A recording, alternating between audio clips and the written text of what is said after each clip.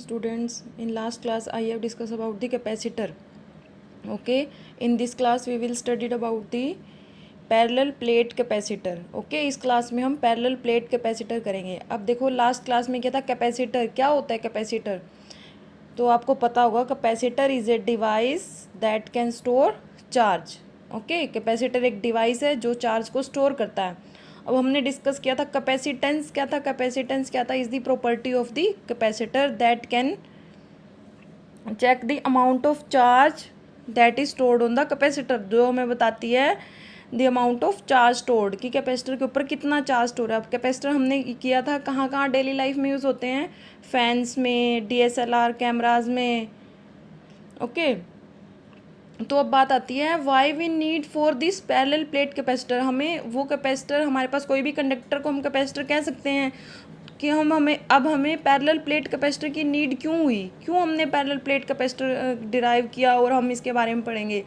तो जो हमने लास्ट केस में किया था, किसी भी हम कंडक्टर के ऊपर चार्ज को स्टोर कर रहे थे. ठीक है, कंडक्टर के ऊपर हम चार्ज स्टोर कर रहे थे, और वहाँ पे भी एक लिमिट थी. जब तक आयनाइजेशन प्रोसेस स्टार्ट नहीं होता था एयर के एटम के साथ, तब तक हम चार्ज को क्या कर सकते थे, स्टोर कर सकते थे.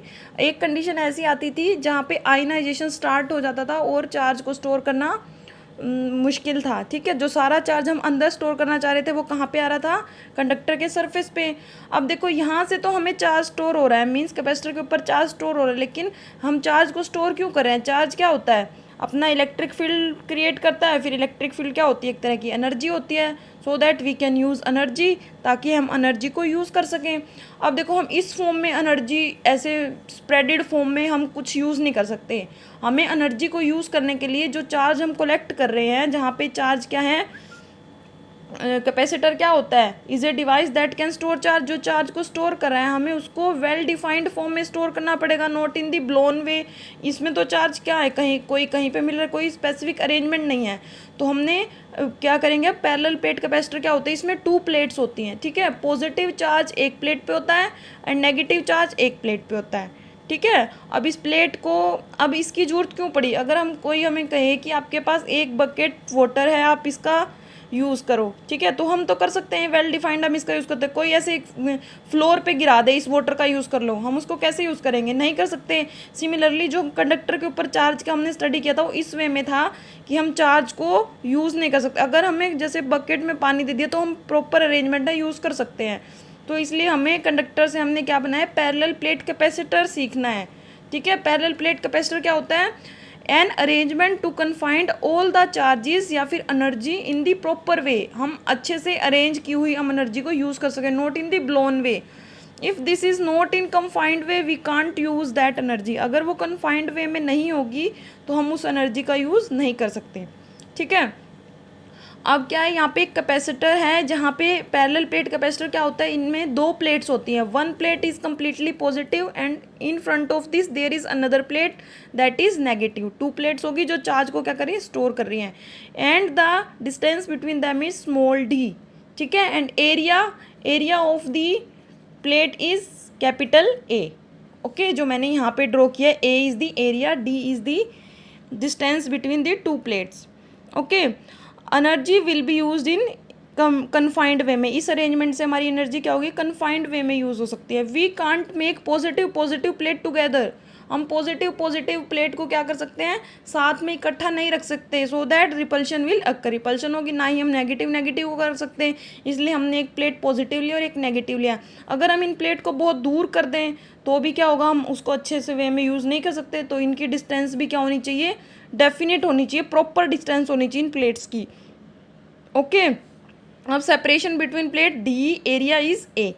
Okay, what should be the value of D and what should be the area. अब हम वो कैलकुलेट करेंगे कि एरिया कितना होना चाहिए और D की वैल्यू कितनी होनी चाहिए. ठीक है, तो D क्या होना चाहिए, D क्या होगा, ना ही ज़्यादा होना चाहिए ना ही कम होना चाहिए. इनके बीच में बहुत पास भी नहीं लेके आना और बहुत दूर भी नहीं लेके जाना. D क्या होना चाहिए, D कम होनी चाहिए. इन दोनों प्लेट्स के बीच में सेपरेशन गैप कम होना चाहिए. और एरिया क्या होना चाहिए, अब देखते हैं कि एरिया पे जो हम चार्ज स्टोर करते हैं डिपेंड करता है या नहीं करता. तो हम इसकी स्टडी के लिए हम एक फॉर्मूला डिराइव करेंगे पैरेलल प्लेट कैपेसिटर का. ठीक है, अब इसमें देखो, अब देखो हमारे पास 2 प्लेट्स हैं, positive and other is negative, ठीक है, इनको दूर दूर नहीं रखना, पास ही रखना है। तो due to positive plate electric field will be, positive plate है तो इलेक्ट्रिक फील्ड कहाँ होगा। अब यहाँ पे जो हमने यहाँ पे अरेंजमेंट किया है पैरेलल प्लेट कैपेसिटर की, जो नेट इंटरनल इलेक्ट्रिक फील्ड है वो किस डायरेक्शन में है, टोटल इस डायरेक्शन में है। क्यों? क्योंकि पॉजिटिव का क्या है, नेगेटिव की साइड है, और नेगेटिव का क्या है, कहीं बाहर, नेगेटिव का क्या होगा, पॉजिटिव टू नेगेटिव, ये तो आउटसाइड है, अंदर की साइड दोनों की डायरेक्शन सेम होगी। पॉजिटिव का होगा positive to negative, and negative का कहाँ होता है, बाहर कोई पॉजिटिव है वो नेगेटिव की साइड आ रहा है, ठीक है, दोनों की डायरेक्शन क्या होगी, सेम होगी, ठीक है। अब क्या है, due to positive plate E, ये है हमारी पॉजिटिव प्लेट, तो इलेक्ट्रिक फील्ड हमने किया था लास्ट चैप्टर में, electric field due to charge spherical shell, उसमें वैल्यू क्या आई थी, sigma over 2 epsilon naught. Electric field intensity due to positive plate इतनी होगी, नेगेटिव प्लेट भी क्या होगी, सेम होगी, sigma over 2 epsilon naught. Epsilon naught क्या थी, परमिटिविटी ऑफ फ्री स्पेस, ठीक है। तो टोटल इलेक्ट्रिक फील्ड क्या होगा, जो दोनों की सेम डायरेक्शन है, इसका इलेक्ट्रिक फील्ड की डायरेक्शन क्या होगी, पॉजिटिव टू नेगेटिव, और इसकी इलेक्ट्रिक फील्ड की डायरेक्शन क्या होगी, बाहर कहीं पॉजिटिव, इसकी इलेक्ट्रिक फील्ड की डायरेक्शन क्या होगी, पॉजिटिव टू नेगेटिव, दोनों की डायरेक्शन क्या होगी, सेम होगी, ठीक है। इन बिटवीन दी 2 प्लेट्स में डायरेक्शन इलेक्ट्रिक फील्ड की सेम होगी, इस चार्ज की वजह से यहाँ पे जाएगा, और इसकी वजह से भी क्या होगा, बाहर से कहीं इस नेगेटिव के पे आएगा, ठीक है।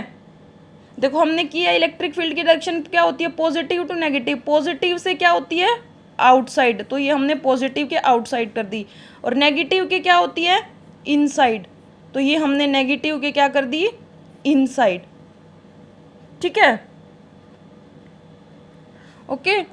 अब क्या है, दोनों की डायरेक्शन सेम है, तो हम क्या करेंगे, नेट इलेक्ट्रिक फील्ड निकालेंगे, इस प्लेट की वजह से भी और इस प्लेट की वजह से भी। तो नेट इलेक्ट्रिक फील्ड क्या होगा, E is equal to E1 plus E2।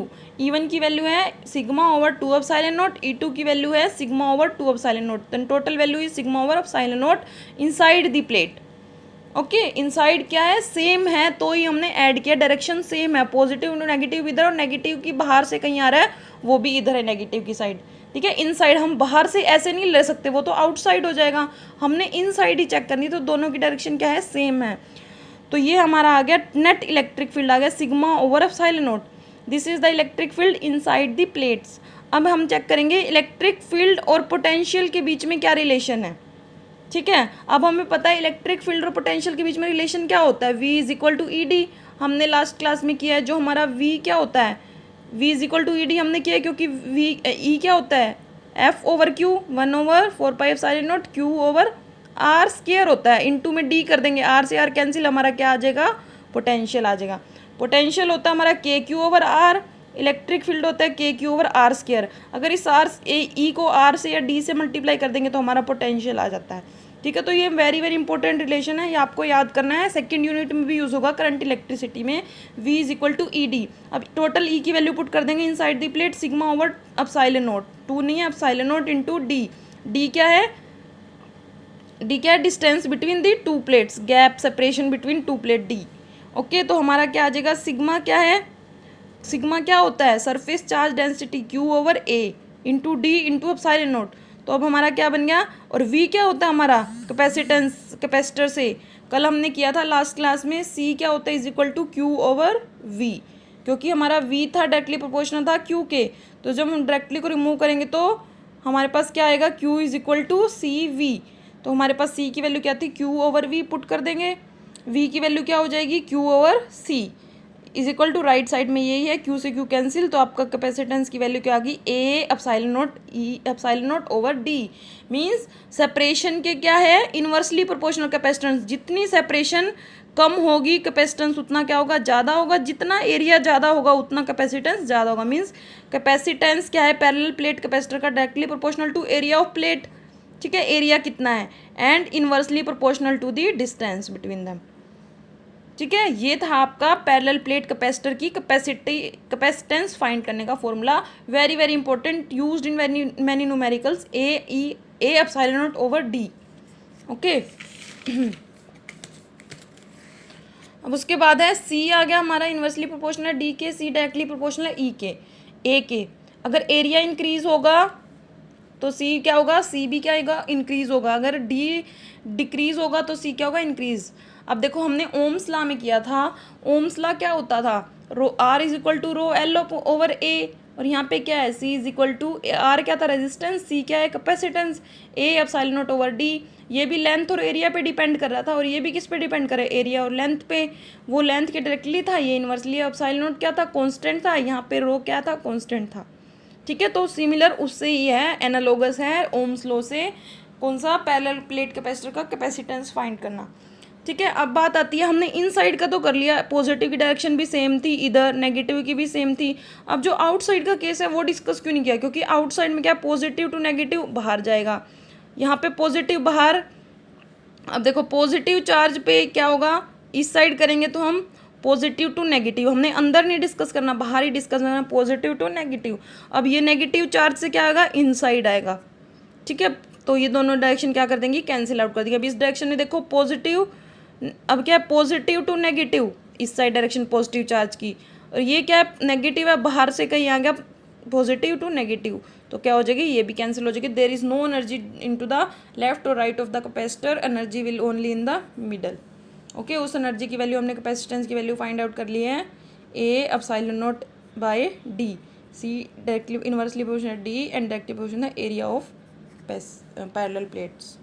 Okay, this is all about the parallel plate capacitor. Thank you.